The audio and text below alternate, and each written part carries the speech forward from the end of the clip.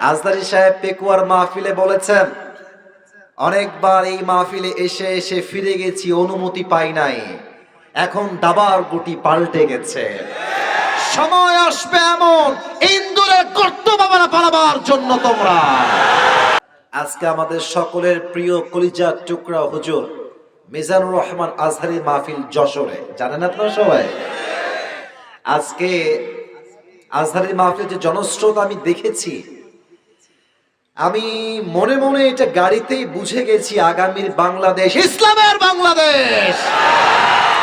রুখে দেওয়ার সাধ্য কারো কাছে নাই।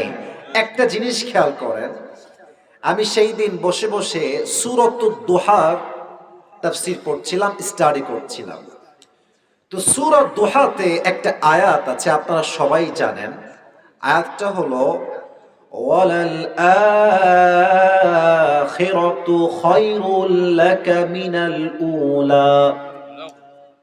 এই আয়াতের তাফসীর আমি পড়লাম, আমি দুইটা ব্যাখ্যা পেলাম। পাবনার ভার বলেন তো সবাই, কয়টা? না, আওয়াজটা পাবনার হয় নাই, বলেন সবাই কয়টা? পাবনার মানুষ আমরা কেউ কাপুরুষের সন্তান নই, আমরা সবাই বীর পুরুষের সন্তান। কয়টা ব্যাখ্যা পেয়েছি? ওয়ালাল আখিরাতু খায়রুল লাকা মিনাল উলা। Tomorrow will be better than yesterday. আল্লাহ তাআলা বলছেন আগামীর দিনটা আজকের দিনের চাইতে উত্তম হবে। এটা আমার কথা না কার কথা? আমি এই কথার থেকে একটা তাফসীর খুঁজে পেলাম যে আল্লাহর হাবিবকে যখন তাড়িয়ে দেওয়া হলো মক্কার জমিন থেকে, আল্লাহ বললেন নবী ওয়ালাল আখিরাতু খায়রুল লাকা মিনাল উলা, ये दिन दिन नहीं है, सामने और भी दिन बाकी है। আজকে যেই কাফেররা আপনাকে জুলুম করে দেশ ত্যাগ করতে বাধ্য করছে, ও নবী আগামীতে এমন একটা দিন আসবে যেই দেশ থেকে আপনাকে বাধ্য করে ত্যাগ করানো হয়েছে, সেই দেশে আপনি একদিন বিজয়ের বেশে, রাজার বেশে, বাদশার বেশে প্রবেশ করবেন। আর যেই কাফেররা আপনাকে জুলুম করে তাড়িয়ে দিয়েছে, তারা এই জমিন থেকে লুঙ্গি তুলে সব পালিয়ে যাবে। মেসেজটা কি মিলালাম এখনকার সময়ের সাথে দেখেন। 2019 সালের কথা, আজহারী সাহেব যখন বাংলাদেশের প্রত্যেকটা আনাচে কানাচে ফেমাস, উনি যেখানেই যায় 10 লাখ, 5 লাখ, 15 লাখ মানুষ জমা হয়ে যায়। It's not easy man, it's a big deal. এত সহজ নয়। একটা মানুষ এক জায়গায় আসবে, 15 লাখ মানুষ জমা হয়ে যাবে। এটা মানুষের গণজোয়ার নয়, এটা ইসলামের গণজোয়ার। যুবক ভাইরা, তখন আজহারী সাহেবকে বলা হলো, তৎকালীন সময়ে আওয়ামী শাসন চলছিল, তখনকার সময়ের ধর্মমন্ত্রী তিনি মিডিয়ার সামনে বললেন আজহারী হচ্ছে জামাতের product. I hope you will remember. এখন না মনে আসলে পরে মনে আসবে, এটা ভিডিও ফেসবুকে আছে, ইউটিউবেও আছে। তো জামাতের প্রোডাক্ট বলে তাকে ষড়যন্ত্র করে বাধ্য করে দেশ থেকে বিদায় করা হলো। আয়াত ওয়ালাল আখিরাতু খায়রুল লাকা মিনাল উলা, ये दिन दिन नहीं है, सामने और भी दिन बाकी है। ঠিক কি না বলে? আজহারী সাহেব পেকুয়ার মাহফিলে বলেছেন, অনেকবার এই মাহফিলে এসে এসে ফিরে গেছি, অনুমতি পাই নাই, এখন দাবার গুটি পাল্টে গেছে। এখন খুব খেয়াল করেন, যারা 2020 সালে আজহারী সাহেবকে বাধ্য করে দেশ ত্যাগ করতে বাধ্য করেছিল, আজ তারা দেশে নেই, বাট আজহারী বিজয়ের বেশে আবার এই দেশে ফিরে এসেছে। ওয়ালাল আখিরাতু খায়রুল লাকা মিনাল উলা, next will be better than the past. অতীতের চাইতে ভবিষ্যৎ কিন্তু সুন্দর হতে পারে। অতএব অনেকে ভেবেছেন 15 বছর ধরে স্বৈরাচার, স্বৈর শাসন চালাচ্ছে, জুলুম চলছে, নির্বিচার চলছে, আমাদের বিজয় মনে হয় কখনো আসবে না। সাইদি সাহেব একটা কথা খুব ভালো করে বলতেন, আমরা হক কথা বললেই আমাদেরকে বলা হয় রাজাকার, জঙ্গিবাদ আর মৌলবাদ। একটু ব্যাখ্যা করে বোঝাই। উনি বলতেন যে মৌল এই শব্দ আসছে মূল থেকে। পাবনার ভাইরা, মূলও আসছে কই থেকে? মূল মানে কি? মূল মানে হচ্ছে আল্লাহ তাআলা, মূল মানে হচ্ছে হিজ লাস্ট মেসেঞ্জার মুহাম্মদ সাল্লাল্লাহু আলাইহি ওয়াসাল্লাম। মূল মানে কি? মূল মানে কোরআন, মূল মানে হচ্ছে হাদিস। তো আল্লামা দেলোয়ার হোসেন সাইদি হুজুর বলতেন, যারা আমাদেরকে মৌলবাদী বলে গালি দাও তারা হচ্ছে সব আগাবাদী। এবার ঠিক নয়, আমাকে বুঝে থাকলে উত্তর দেন। গাছের আগায় শক্তি বেশি না গোড়ায় শক্তি বেশি? না, এটা পাবনার সাউন্ড হয় না, সো সরি। আগায় না গোড়ায়? উনি বলতেন তোমরা থাকো আগায়, আমরা থাকি গোড়ায়। জুলুমবাজি বেশি কইরো না, আলেমদেরকে ধরে ধরে জেলখানায় দিও না। সময় আসবে এমন, ইন্দুরের গর্ত বাবারা পালাবার জন্য তোমরা।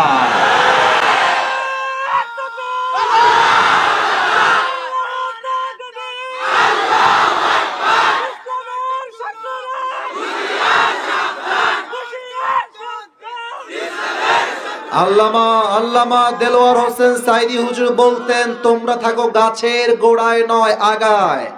বাড়াবাড়ি বেশি কইরো না, নইলে 18 কোটি মানুষ মিলে গাছের গোড়ায় একটা ঝাঁকুনি দিবে, মামুর বাড়ি দিল্লি গিয়ে তোমরা সবাই পড়বা।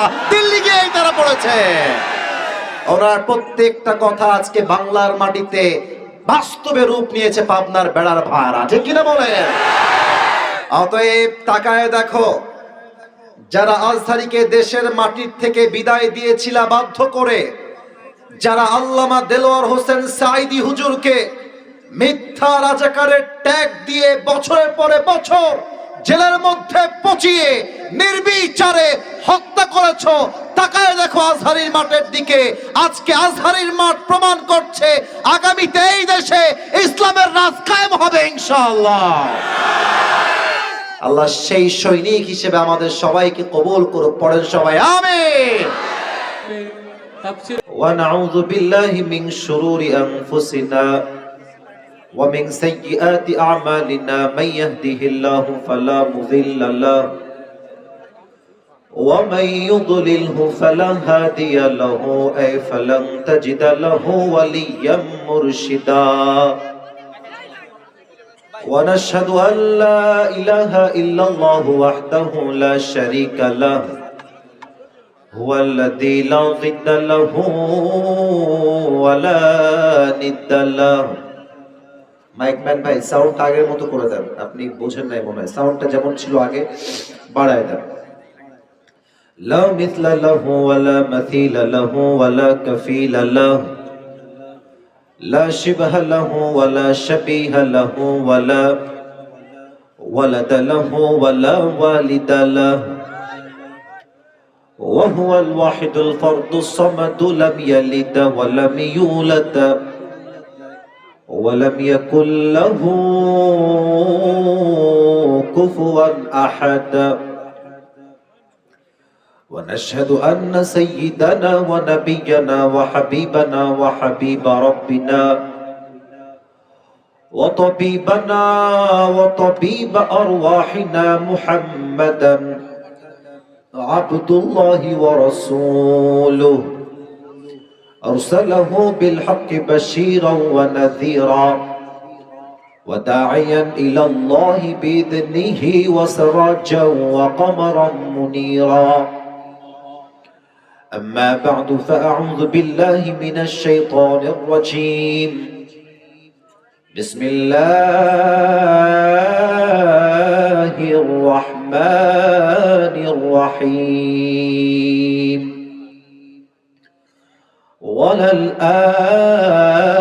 وللآخرة خير لك من الأولى. وقال تعالى في كلامه المجيد كأنهم يوم يرونها لم يلبثوا إلا عشية أو ضحاها. وقال تعالى في كلامه المجيد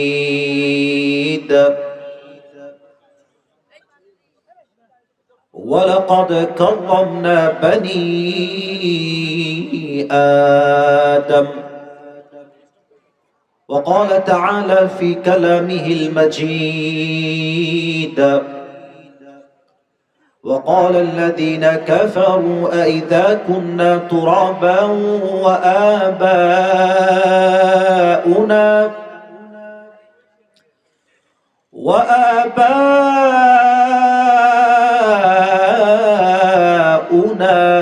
أئنا لمخرجون وقال تعالى في كلامه المجيد قل الله يحييكم ثم يميتكم ثم يجمعكم إلى يوم القيامة لا ريب فيه ولكن أكثر الناس لا يعلمون وقال تعالى في كلامه المجيد فريق في الجنة وفريق في السعير وقال تعالى في كلامه المجيد لا يستوي أصحاب النار وأصحاب الجنة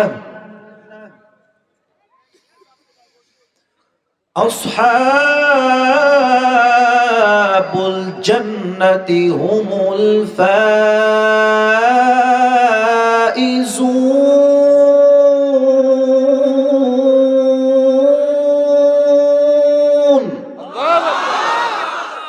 وقال تعالى في كلامه المجيد إنما يوفى الصابرون أجرهم بغير حساب وقال رسول الله صلى الله عليه وسلم تركت فيكم أمرين لن تضلوا ما تمسكتم بهما كتاب الله وسنة رسوله أو كما قال عليه الصلاة والسلام إن الله وملائكته يصلون على النبي يا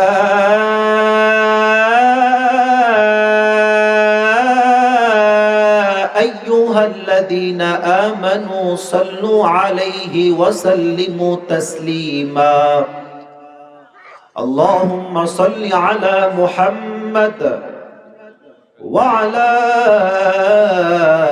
آل محمد كما صليت على إبراهيم وعلى آل إبراهيم إنك حميد مجيد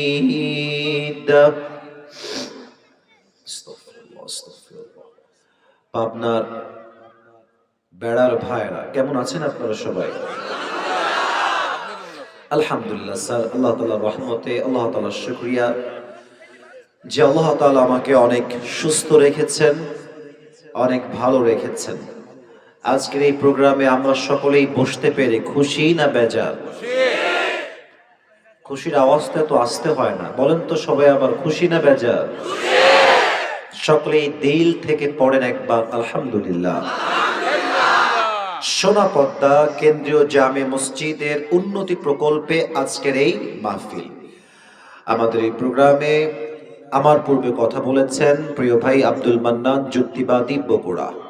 প্রিয় ভাই কোরআন থেকে হাদিস থেকে কথা বলেছেন। আমরা দোয়া করি আল্লাহ তাআলা প্রিয় ভাইয়ের কথা অনুযায়ী আমাদের সবাইকে আমল করার তৌফিক দান করুক। পড়েন সবাই আমিন।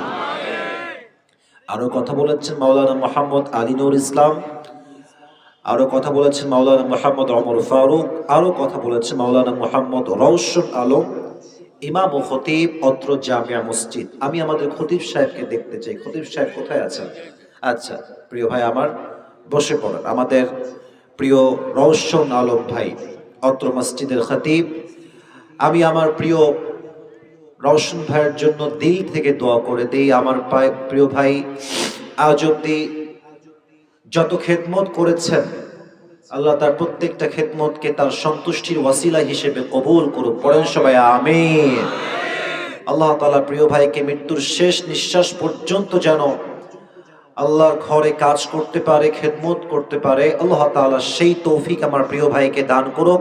সকলেই জবান খুলে পড়া আমিন। আমাদের প্রোগ্রামে চিফ গেস্ট আছেন হাজী মোহাম্মদ ইউনুস আলী, যিনি চলে গেলেন একটু আগেই। মাশাআল্লাহ, সুন্দর কথা বলেছেন তিনি, আপনাদের মান্যগণ্য ব্যক্তি তিনি। মাশাআল্লাহ, উনি প্রায় 50,000 টাকা দান করেছেন আপনাদের মসজিদের জন্য।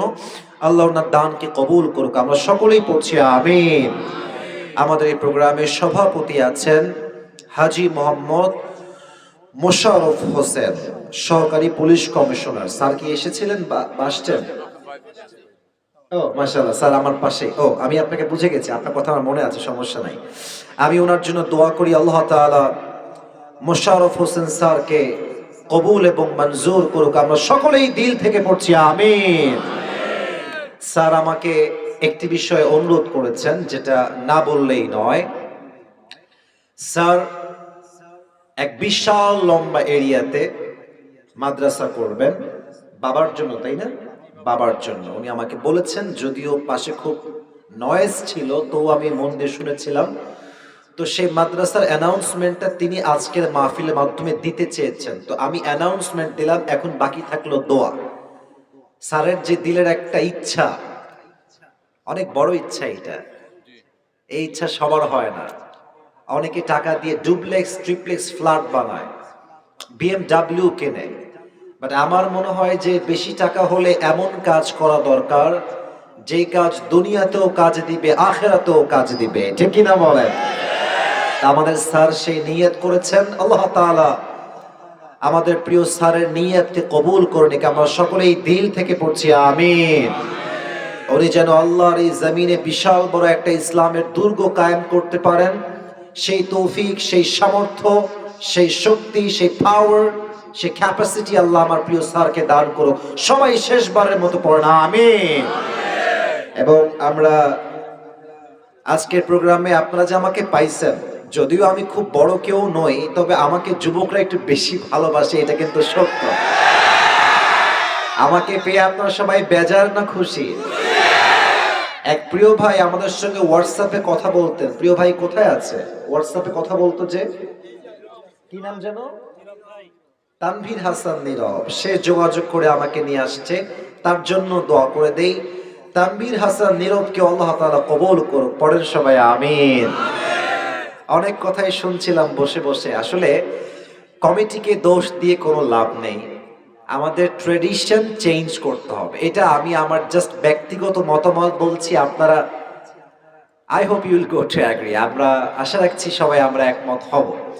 এক নাম্বার কথা হচ্ছে, মাহফিল প্রোগ্রাম 10টার মধ্যে শেষ হয়ে যাবে। আগামীতে এরকম নিয়ম হওয়ার দরকার আছে না? মনে হয় দ্বিমত পোষণ করেছেন, আছে না? 10টার সময় শেষ হলে লাভ কি জানেন? আসলে আল্লাহ তাআলা রাতটাকে জাগার জন্য বানান নাই। আল্লাহ রাতকে বানিয়েছেন ঘুমের জন্য, শান্তির জন্য। এখন আপনি যদি রাত 1টা পর্যন্ত মাহফিল করেন, একটা ব্যাড এফেক্ট পড়ে। ব্যাড এফেক্টটা কি হয়? আপনি 12টা 30-এ বাসায় ফিরবেন অন অ্যান অ্যাভারেজ, এটা একটা টাইম আইডিয়া দিলাম। দেখবেন শরীরটা ক্লান্ত হয়ে যাবে। অ্যালার্ম দিবেন, but it will not work for you. Alarm বাজবে, কিন্তু আপনি উঠে যে ওযু করবেন সেই শক্তি আপনি পাবেন না। তো আমার পাবনার বেড়ার ভাইরা, যদি ওয়াজ শুনে ফজরের নামাজটাই না পড়তে পারি, তো এই ওয়াজ দিয়ে কি ঘোড়ার আন্ডার কাজ হবে? কথা আমাকে ঠিক আছে কিনা বলতে হবে সব। এই দেখেন, আজকে আমার মাহফিল পাবনার বেড়ায়। প্রিয় ভাইরা, আমার কথায় কি আপনার রাগটা করলেন নাকি? আমি কি একটা কথা অবাস্তব বলেছি না বাস্তব বলেছি? আপনি তাকান না, আগের যুগের ছেলেরা, আগের যুগে বলতে 8-10 বছর আগের কথা বললে ভুল হবে না, কনসার্ট করত, গানের আয়োজন করত, নায়কের জন্য পাগল ছিল, গায়কের জন্য পাগল ছিল। এখনকার যুবকরা আলেমদের জন্য পাগল হয়ে গিয়েছে, যে পুরো একটা জেনারেশনকে নষ্ট করার জন্য বিগত সরকার মদ দিয়ে, শিক্ষা ব্যবস্থায় নাস্তিকতা ঢুকায় দিয়ে যুবকদের মাথা নষ্ট করে দিয়েছিল। আল্লাহ সেই যুবকদের মাধ্যমে জালিমের পতন নিশ্চিত করে দিয়েছে। জেনজি অফ বাংলাদেশ, এই যুবক যারা বসে আছে এরাই আগামীর বাংলাদেশকে লিড দিবে যুবক ভাড়া, ঠিক কিনা বলো? আমি একটা কথা গৌরব করে বলি, আমার দিকে সবাই তাকান তো, আমি একটা নাম জিজ্ঞেস করতে চাই উইথ মাই হ্যান্ড জেস্টার, একটা আমি হাতের স্টাইল দেখাবো। আশা করবো আপনার নামটা বলতে অবশ্যই সক্ষম হবে। আশা করছি আপনারা পারবেন, আপনারা সক্ষম হবেন। এমনি একজন যুবক তার হাত পেতে দিয়েছিল, তার নামটা কি? বাঘের বাচ্চা। এটা সে দুই হাত পেতে প্রমাণ করেছে মুসলমান, বুকের তাজা রক্ত দিয়ে প্রস্তুত আছে, বাট বাতিলের সামনে মাথা নত করতে প্রস্তুত নয়। পাবনার ভাড়া, আমি সেখান থেকে সবাইকে একটা মেসেজ দিয়ে কথা শেষ করতে চাই। যদি আগামীতে কেউ ভাবেন আবার গদি দখল করবেন স্বৈরাচারকে দিয়ে, অসম্ভব, অসম্ভব। যদি কেউ ষড়যন্ত্র করে আবার কোন স্বৈরাচারকে দিয়ে দেশ চালাতে চায়, এই পাবনার জমিন থেকে একটা শহীদ আবু সাইদ নয়, হাজার শহীদ আবু সাইদ মাথায় কাপড়ের কাপড় বেঁধে রাস্তায় নামতে বাধ্য হবে। পাবনার ভাড়া আমার, আল্লাহ সেই ইমানি জজবা আমাদের সবাইকে দান করুক। পড়েন সবাই আমিন। এবার বলেন, এই কোরআন দিয়ে সংবিধান হোক, কোরআন দিয়ে দেশ হোক, আমরা চাই না? আরে यार बात तो करो मुझसे, কথা বলেন সবাই, চাই কি চাই না? কোরআনের রাজ কায়েম হলে কি লাভ হবে? পুরো দেশটা সোনার বাংলাদেশ হয়ে যাবে। আমার কথা কি ভুল বললাম না ঠিক বললাম? আব্বাজান একটু বেয়াদবি না দিলে 1 মিনিট দাঁড়াবেন? আপনি 1 মিনিট দাঁড়াবেন বেয়াদবি না নিলে? আপনার নামটা কি? মাহফুজুর রহমান। উনি অনেক সিনিয়র, আমার বাবার বয়সী। আমি একটা এক্সাম্পল দিব কোরআনের রাজ কায়েমের জন্য, আপনি জাস্ট 30 সেকেন্ড আমাকে সময় দিবেন। মাহফুজুর রহমান ভাই খুব ভালো মানুষ, বাট আমি হলাম কথার কথা ডাকাত। লোকটা খুব বেশি এটা সুবিধার না, কথা একটু কাটাকাটি হয়ে গেছে। মাহফুজ ভাইয়ের এক কোপ দিয়ে ডান পা আমি কেটে ফেলেছি। ভাই বসে পড়েন। কোন পা কেটে ফেলেছি? না, কথা না বললে আমি কথা বোঝাতে পারবো না। কোন পা? ডান পা। আমার যে প্রিয় সিনিয়র মুরব্বী আব্বা জানেরা আছেন, যারা এখানে স্যার আছেন, যুবক ভাইরা একটু কলিজার থেকে দিল দিয়ে মন দিয়ে শোনেন তো। পাবনার সবাই মিলে আমাকে ধরে জেলখানায় ভরে দিল যে আসিফ হুজুর ওয়াজ করতে এসে মাহফুজ ভাইয়ের ডান পা কেটে ফেলেছে। পাবনার যেই জেলা আদালত আছে, কালকে আমার নামে কোর্টে বিচার বসলো, আসিফ হুজুরের বিচার হবে আজকে। তো জজ সাহেব বিচার করলেন যে যেহেতু আসিফ হুজুর পাবনার মাহফিলে এসে ওয়াজ করতে এসে মাহফুজ ভাইয়ের পা কেটে দিয়েছে, ওনার বিচার হিসেবে 1 বছরের জেল আর 1 লাখ টাকা জরিমানা। বলেন সবাই, 1 বছরের জেল আর কয় লাখ টাকা জরিমানা? জোরে কয় লাখ? আচ্ছা, কোন একটা বিচার ঠিক হয়েছে কিনা? আপনি যে মরিচ কিনলেন, মরিচটা 5 কেজি আছে কিনা বোঝেন কেমনে? একটা পাল্লা আমরা নেই, তার নাম হচ্ছে দাড়ি পাল্লা। বলেন সবাই, কি পাল্লা? তো আমার বিচারটা সঠিক হলো কিনা? দাড়ি পাল্লা নিয়ে আসা। মাহফুজ ভাইয়ের ডান পা দাড়ি পাল্লার ডান দিকে দেন। আমার 1 বছরের জেল আর 1 লাখ টাকা বাম পাল্লায় দেন। পাবনার বেড়ার ভাইরা বুঝে থাকলে উত্তর দেন। আপনি আজীবন টানেন পাল্লা ধরে, সমান সমান হবে? বোঝেন নাই? সমান সমান হবে? আচ্ছা, আপনি আরো বাড়ান, 2 লাখ করান, আর জেল দেন 3 বছরের, তাও কি সমান সমান হবে? সমান সমান করতে হলে আল্লাহর জমিনে আল্লাহর রাজ কায়েম করতে হবে। কেমনে? আগে বোঝেন। এই কোরআন আমাদেরকে শিখিয়েছে সংবিধান হবে এই রকম, কেউ যদি কারো চোখ তুলে ফেলে, তার চোখ তুমি তুলে ফেলো। হাতের বদলে হাত, নাকের বদলে নাক, কানের বদলে কান, পায়ের বদলে পা, জানের বদলে জান। এবার আপনি কোরআন দিয়ে আইন চালু করেন। ভাইয়ের ডান পা আমি কেটে দিয়েছি, আপনি আমার ডান পা এক কোপে কেটে ফেলেন। এবার ভাইয়ের পা দাড়িপাল্লার ডান দিকে দেন, আসিফ হুজুরের কাটা ডান পা বাম পাল্লায় দেন, টান দেন, দেখবেন দুইটা সমান সমান হয়ে গেছে। ওয়ামান হাকামা বিহি আদালা, এই কোরআন দিয়ে যে রাজ কায়েম করবে সেই আল্লাহর জমিনে ইনসাফ কায়েম করতে পারবে, ঠিক কিনা বলে? আপনাদের বউ আছে কার কার একটু হাত তোলেন তো। বউ আছে, বউ আছে, মুরব্বী আব্বা জানেন সবার আছে, হাত নামান, হাত নামান। এবার বউ নাই, শীতকালে খুব কষ্টে আছো কারা, তারা হাত তোলেন। স্যার আপনারা দেখেন আপনাদের কারো বউ নাই?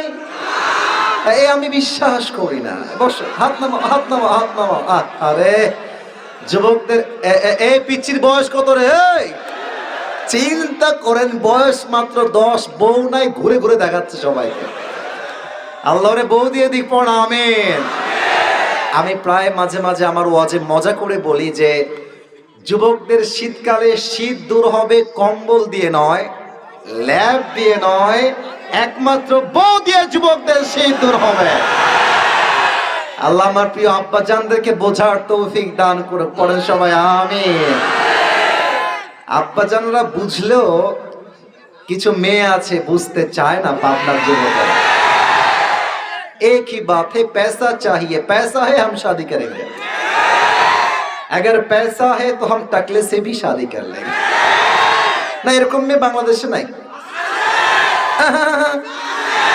আরে নাই রে ভাই, আছে। তারা ভাবে টাকা পেলেই মনে হয় সুখের সন্ধান পেয়ে যাব। প্রিয় বোন যারা আছেন, সম্মানের সাথে বলছি, টাকা দেখে বিয়ে করবেন, টাকলাকে টাকা পাবেন, গাড়ি পাবেন, সব পাবেন, বাট ওয়াল্লাহি মনের সুখ আপনি কখনো খুঁজে পাবেন না।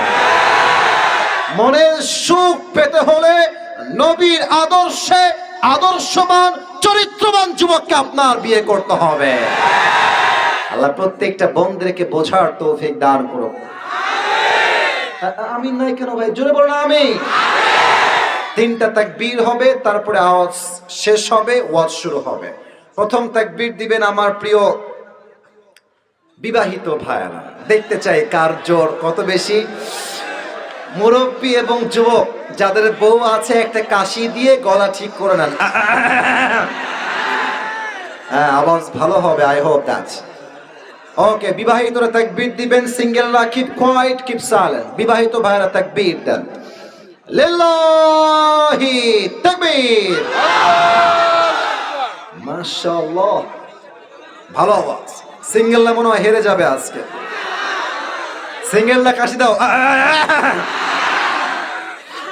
আপনারাই নাম্বার দিবেন। আচ্ছা, আমি চুপচাপ আছি, দেখা যাক কে পারে। Let's check it, let's test it, দেখা যাক কে পারে। সিঙ্গেল ভাইরা, it's time for the single people. Married people keep quiet, keep silent. বিবাহিত ভাইরা চুপ থাকেন, নয় নাম্বার কমে যাবে আপনাদের। সিঙ্গেল ভাইরা, লিল্লাহি তাকবীর।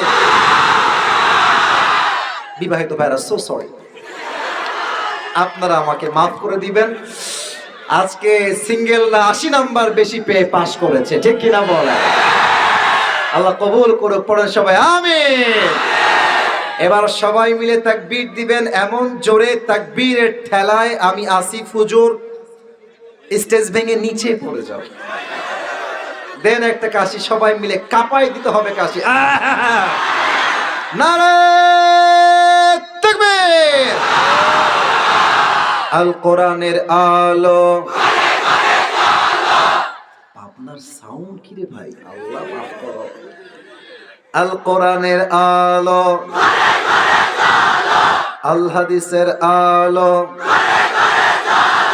কোরআন হাদিস যেখানে,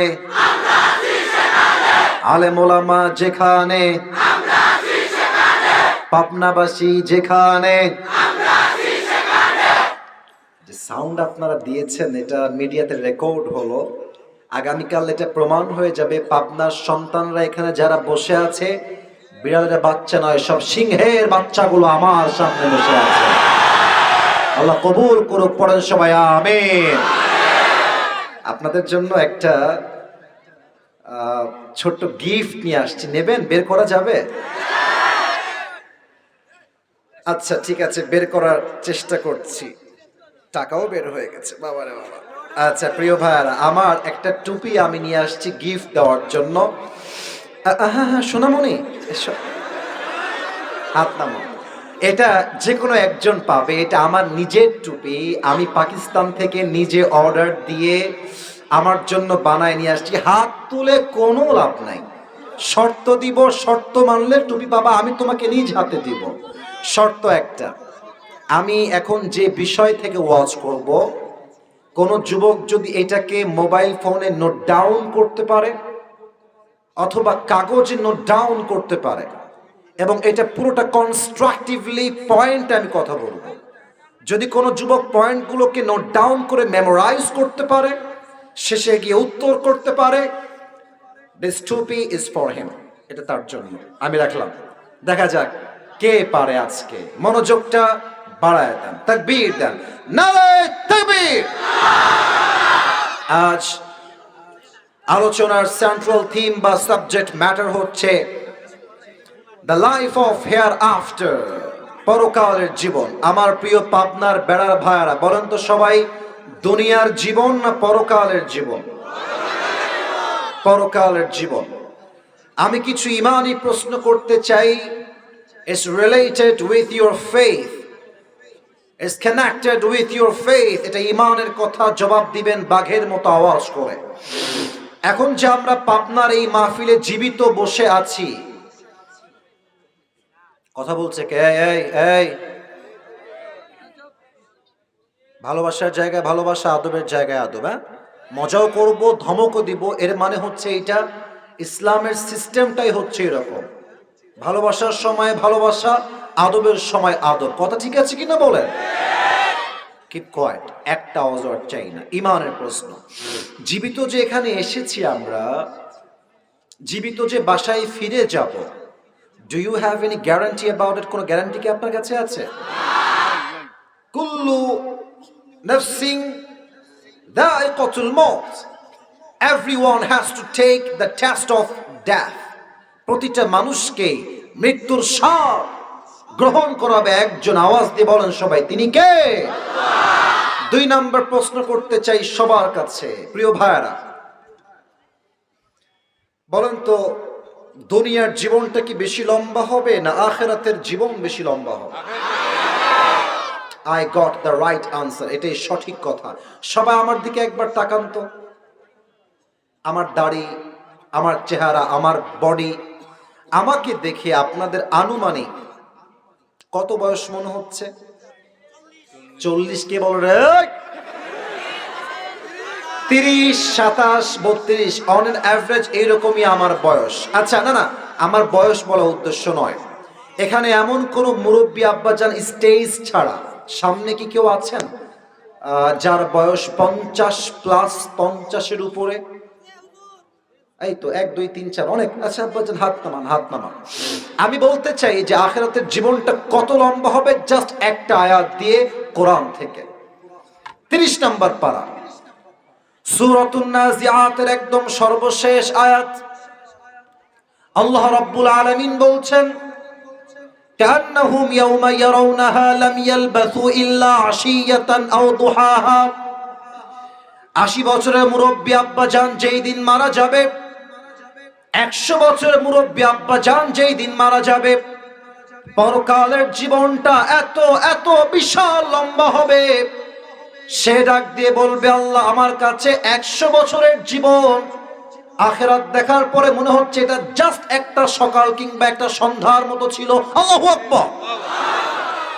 80 বছরের জীবনটা একটা সকাল বা সন্ধ্যার মতো মনে হবে। Could you imagine how much long time it is? কতটা লম্বা সময় হবে সেই আখিরাতের জীবনটা। এবার সবাই, আমি ওয়াজে ঢুকে যেতে চাই, কোনো ডান বাম কথা আর বলতে চাই না। আমার একটা ওয়াজের সিস্টেম আছে, মূল ওয়াজে চলে আসলে আমি আমার ডান বাম করি না।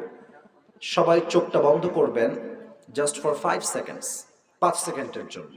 আমি 5 গুনবো, 5 গুনাহ শেষ হবে, চোখ খুলবেন। কেন চোখ বন্ধ করবেন?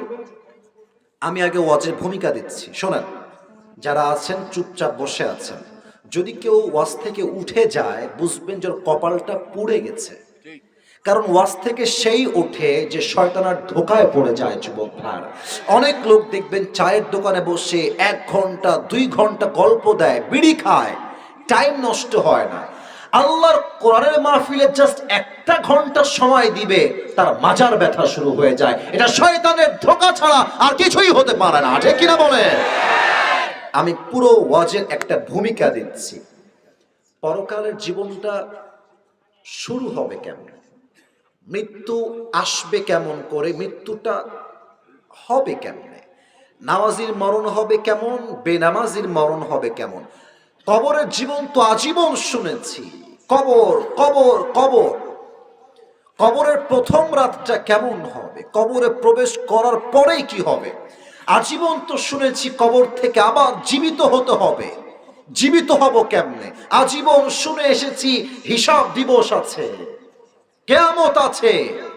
এ কিয়ামত কায়েম হবে কেমনে? এন্ড সর্বশেষ আমরা জানবো হিসাবের পরে 2টা দল হবে, এক হবে জান্নাতি আর এক হবে জাহান্নামী। জান্নাতে মানুষ কেন যাবে, কেমনে যাবে, জাহান্নামে মানুষ কেন যাবে, কেমনে যাবে, ইন ডিটেইলস ব্যাখ্যা সহ আজ আমরা জানবো। বলেন সবাই দিল থেকে ইনশাআল্লাহ। প্রিয় পাবনার বেড়ার ভাইরা, চোখটা বন্ধ করেন সবাই 5 সেকেন্ডের জন্য, আমিও করছি। 1 2 3 4 5। প্লিজ ওপেন ইউর আইস, চোখ খোলেন। আমরা এখন বসে আছি পাবনার বেড়ার একটা ছোট্ট মাঠে। আপনাদের পাবনার যে মেইন সদর রাস্তা, বিশ্ব রোড, হাইওয়ে রোড, বুঝে থাকলে উত্তর দেন তো। এখানে যে বাসগুলো চলে, দেশ ট্রাভেলস, ন্যাশনাল, গ্রামীণ, গ্রিন লাইন, হানিফ, এগুলো কি আস্তে যায় না জোরে যায়? বাহ, মাশাআল্লাহ, অনেক সুন্দর উত্তর দিয়েছেন। আস্তে না জোরে? দেখবেন এটা হচ্ছে হাইওয়ে রোড। একটা হানিফ বাস যদি 110-এ যায় বা 20-এ যায়, একটা কুকুর যদি ঠাস করে সামনে পড়ে পিষে যায়, জায়গায় পিষে যায়। আমি বোঝাতে চাই পরকালের জীবনটা শুরু হবে হঠাৎ করে কেমন দেখেন। কাল সকালবেলা আপনি যাবেন পাবনার মেইন শহরে। আপনি বের হয়েছেন বাইকে, সিএনজিতে, অটোতে বা গাড়িতে, হোয়াটএভার, যে কোনো কিছু হতে পারে। আমার হাত না দেখলে আপনি আমার এক্সাম্পল বুঝবেন না। আমার ডান হাত দেখা যায়? ও ভাই কথা কন, দেখা যায়? আমার হাতটা আছে সোফার এই কাঠ বরাবর। এটা হচ্ছে আপনার বাসার রাস্তা, বাসার গলি। সামনে বেলুন দেখা যায়? কথা কন, দেখা যায়? এটা হচ্ছে বিশ্ব রোড, এটা বিশ্ব রোড, এটা আপনার বাসার গলি। পাবনা হচ্ছে ডান দিকে সদর, এটা হচ্ছে বিশ্ব রোড। সাইকেল নিয়ে জাস্ট উঠেছেন, ডান দিক দিয়ে বের হয়ে যাবেন। বাইক নিয়ে উঠেছেন, ডান দিক দিয়ে বের হয়ে যাবেন। সাইকেল নিয়ে, বাইক নিয়ে, কার নিয়ে যাচ্ছেন, উঠেই ডান দিকে যাবেন। আপনি জাস্ট গাড়িটা বিশ্ব রোডে উঠিয়ে এমনে রেখেছেন, you will turn to the right, ডান দিকে যাবেন।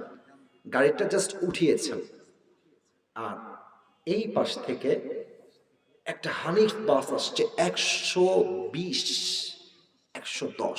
আপনি গাড়িটা ঘোরাবেন, কি ঘোরাবার আগে স্পিড এতটা হাই ছিল, গলির থেকে কেউ যে বের হয়েছে বোঝে নাই।